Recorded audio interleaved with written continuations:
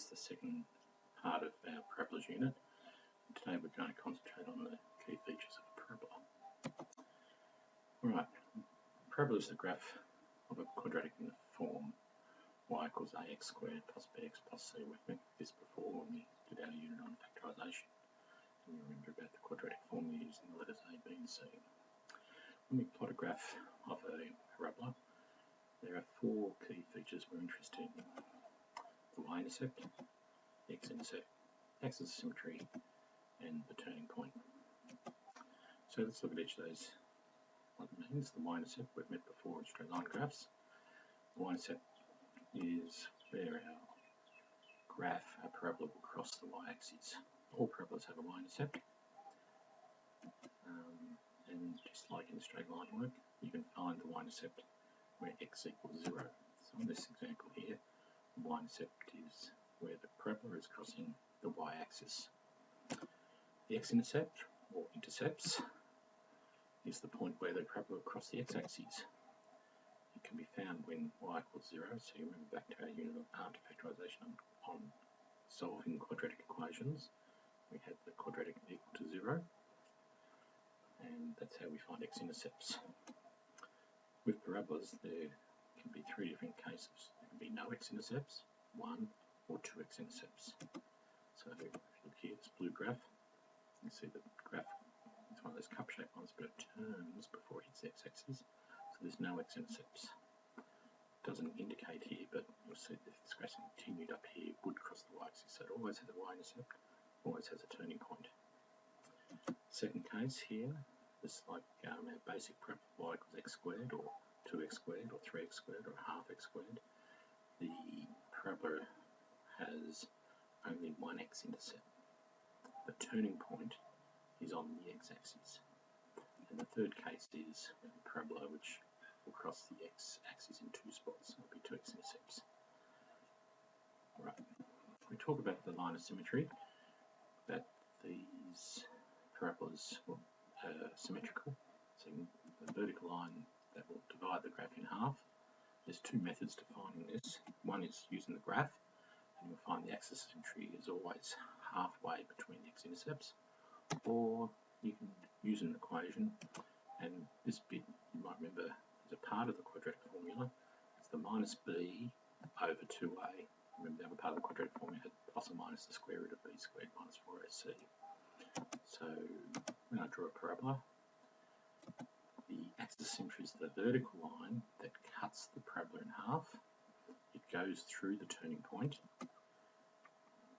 and we'll always have the equation x equals. Remember our vertical line work from straight line work earlier in the year. All vertical lines have the equation x equals a number. So whatever the x number of the turning point is the equation of that line. You might remember the y-axis also had another name. We could call that the x equals 0 line. The turning point. The turning point is the point on the graph that the parabola changes direction. It can either minimum or maximum. All parabolas will have a turning point, either a maximum or a minimum. The x-coordinate of the turning point can be found by the axis of symmetry. That's why we do it in this order. Y-intercept first, x-intercept, then then the turning point. And the y-coordinate can be found by substituting into the rule to find the other value of the turning point, the other coordinate. So here's an example where the turning point is a minimum. Here's an example where it's a maximum. Remember that'll be a graph where we've got a negative at the front of the x squared. We'll get that hat shape parabola. Okay, that's the theory behind these four things. Now we'll go through one example in detail. Oh, sorry, there's a couple of hints there for you. Looks like a cup, looks like a hat. Okay, here's the example. We're going to try and draw the graph of y equals x squared minus 6x plus 8. So the first thing we always do is find the y-intercept. So we look at the rule, and we replace the rule. In the rule, we replace x with 0. That'll tell us what the y-intercept is. And you can see this case, 0 squared minus 6 times 0 plus 8. So I've replaced the x's in the rule with 0. The first two terms just come to 0, so the answer is 8. The y-coordinate, this y-intercept of this graph is 0, 8. X value is 0, y 8. If the graph is actually the equation's in expanded form here, no brackets involved, then the y-intercept will always be the number term. So here it's 8, y-intercept 0, 8. So that parabola has the y-intercept of positive 8. We know it's a cup-shaped one. It could actually be going down like this. Find the next page that it actually does look like this one. So the y-intercept usually the easiest to find. Just put x equals 0 into the rule, and you get the y-intercept. If it's an expanded quadratic, that is, there's no brackets involved, then the y-intercept would be the end number. Okay, so now we move on to find the x-intercept for the same rule. The method was to replace y with 0, so we end up with x squared minus 6x plus 8 equals 0. And this is where we go back and use our factorising techniques and equation solving techniques that we've done previously. So here's one of those trinomials. So we look at the sign here first. It's positive. That tells me the two signs in the bracket should be the same. This tells me they're both negative. So I look for the factors of 8. That's going to make 6. So minus 4 and minus 2. So we factorise that. Now we've got in factorised form. Remember the method of solving the equation was make it equal 0, factorise, and the third step was then to use the null factor law. So x minus 2 equals 0 makes x equals 2. X minus 4 can equal 0, and x equals 4.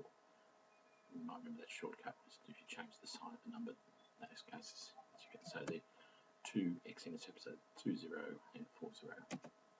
So at the moment our graph is looking like this. We've got our y-intercept that we worked out previously and our two x-intercepts. So the third step is now to find the axis of symmetry. So we look at the graph, what we've done so far. The axis of symmetry is the line, the vertical line that's going to cut this graph in half. So graphically, we said before in the theory part that the axis of symmetry is always halfway between the two x-intercepts. So 2 and 4, half one is 3. So we say the axis of symmetry is x equals 3, not just 3. It's a vertical line. It has the equation x equals whatever that value is, so it's x equals 3.